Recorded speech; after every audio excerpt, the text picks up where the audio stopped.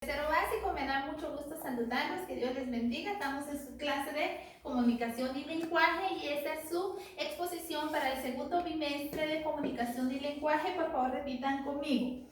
Sintagma nominal. Son segmentos que se encuentran en un punto intermedio entre la palabra y la oración. Sintagma verbal. Es una combinación de palabras formadas alrededor de un verbo el cual es su núcleo. La argumentación es ofrecer razones para apoyar o defender una opinión. Características de la época del romanticismo: ruptura con el neoclasismo, exaltación y culto al yo, sentimiento de libertad, nacionalismo, la muerte y el amor como temática, presencia de elementos naturales e idealismo. Muy bien, esta es su exposición del segundo bimestre de comunicación. Por favor, esténla repasando en casa. Y esta semana, su contenido en su libro de texto de comunicación y lenguaje. Comunicación y lenguaje, por favor, vamos a estar trabajando en la página 158 a la 169. 158 a la 169 en su libro de comunicación y lenguaje. Podemos resaltar 4 temas que encontramos contenidos dentro de estas páginas, que son, dice, literatura española en América. A grandes rasgos les voy a explicar. Tenemos el realismo. Dice que es rechazo al romanticismo, análisis de la realidad, uso de la descripción objetiva de la realidad, pureza de contenido. Entonces, si venimos del romanticismo, recordemos que en el romanticismo la literatura idealizaba, ¿verdad? Es una manera abstracta de presentar a las personas, ¿verdad? El hombre ideal, la mujer ideal, no profundizaba en las acciones del día a día de las personas, sino solo de una manera abstracta, presentaba, digamos, las generales de una persona, no en profundidad, ¿verdad? Sino sacaba lo mejor del yo, lo mejor de esa persona, sus mejores sentimientos, ¿verdad? Después de ese romanticismo vino ya la literatura realista. El realismo dice que ya no lo presentó de manera abstracta, sino de una manera fiel de los hechos cotidianos de nosotros como personas, no solo de una manera abstracta o generalizada. Ya profundizó en nuestros hechos cotidianos, en nuestros sentimientos, que no solo es el amor así abstracto, ¿verdad? También tenemos otros sentimientos, por ejemplo, de odio, de egoísmo, de violencia, ¿verdad? Y los hechos cotidianos de las personas. Entonces la literatura ya empezó a escribir ya más profundamente acerca de los seres humanos, ya más realistas sus acciones. Eso se le llama el realismo y ya empezó a analizar la realidad. Tenemos los exponentes de la literatura realista en Europa. Tenemos un máximo exponente de cada uno de ellos de esa literatura realista. En Francia tenemos a Honoré de Balzac. En Inglaterra, Charles Dickens. En Rusia, León Tolstoy. En España, Juan Valera. Muy bien, estos son exponentes de esa literatura realista en Europa. Y tenemos el naturalismo. El naturalismo dice que fue otro paso más allá del realismo. Recuerden que tuvimos el romanticismo, la literatura romántica, ¿verdad? Muy abstracta, muy generalizada. La literatura realista, ya más profundizada.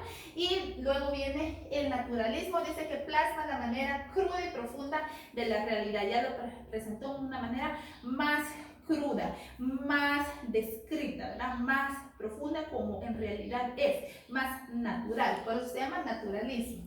Muy bien, tenemos entonces, ya dejando la literatura, ahora vamos a entrar a textos funcionales de la comunicación. ¿Cómo nos podemos comunicar? Entonces tenemos varias maneras de comunicarnos. Son textos, se le llaman textos funcionales.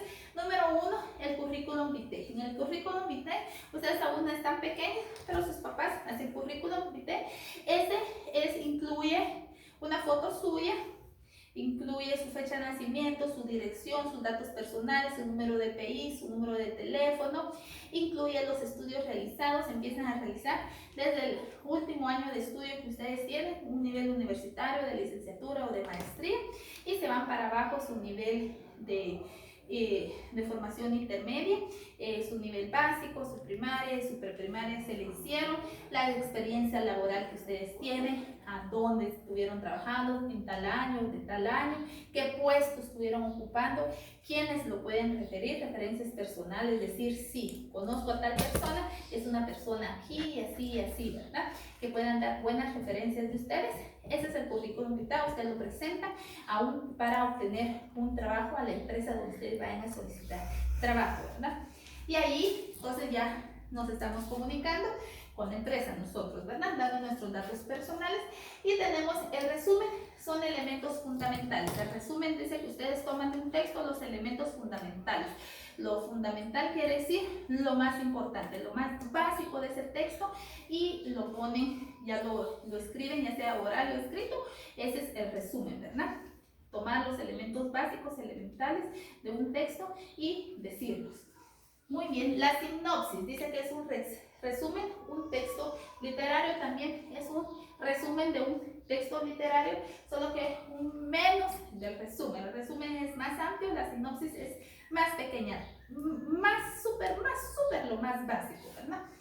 La reseña dice que es un resumen con su propia visión. También es un resumen la reseña, pero usted incluye su propia visión, sus propios comentarios. Al resumen no solo se limitan a dar el resumen del texto, sino ya incorpora su propia opinión. Esa es la reseña. El comentario sí es su propia opinión acerca de lo que leyeron, acerca de cualquier texto, su propia opinión. Este es el comentario. Ustedes comentan acerca de eso, están de acuerdo, si no están de acuerdo, qué les gustó, qué no les gustó, qué opinan, ¿verdad? Ese es su comentario. Luego tenemos la paráfrasis. Paráfrasis dice que es el lenguaje personal adaptado. Muy bien, también es un resumen, pero ustedes ya lo adaptan a su propio lenguaje con sus propias palabras para llegar al público. Dependiendo qué público ustedes tengan, que le quieran llegar, si tienen un nivel léxico alto, lo escriben así. Si tienen un léxico bajo, entonces ustedes bajan a ese nivel. Entonces se adaptan, dependiendo del público que ustedes tengan, adaptan el lenguaje. Eso se llama paráfrasis, ¿ok? Tenemos el correo electrónico. Ustedes están muy familiarizados con el correo electrónico, es el mail, ¿verdad? Un correo electrónico que antes los correos pues se iban con postales de lugar a lugar y en físico, en sobres, ¿verdad? Y ahí se iba, se compraban las estampas y se iba. Y llevaba días, dependía de dónde lo iban a enviar, llevaba días para enviarse. A veces llegaba, a veces no llegaba el correo, ¿verdad? Ese era en forma física. Ahora tenemos el correo electrónico. Ustedes escriben ahí, tienen su correo, ya escriben para a quién se lo quieren enviar, escriben ahí y le dan send, ¿verdad? Y ya en ese momento, si ustedes están bien conectados a una red, llega, y si la otra persona también está conectada en ese momento, en cuestión de segundos, ya tiene el correo en su computadora o el dispositivo que esté utilizando, ¿verdad? Que Dios nos bendiga, mis niños. Por favor, dentro de las 158, 169, responden las páginas de ejercicio que haya que responder en cuanto a estos temas y lo envían el día viernes. Un abrazo.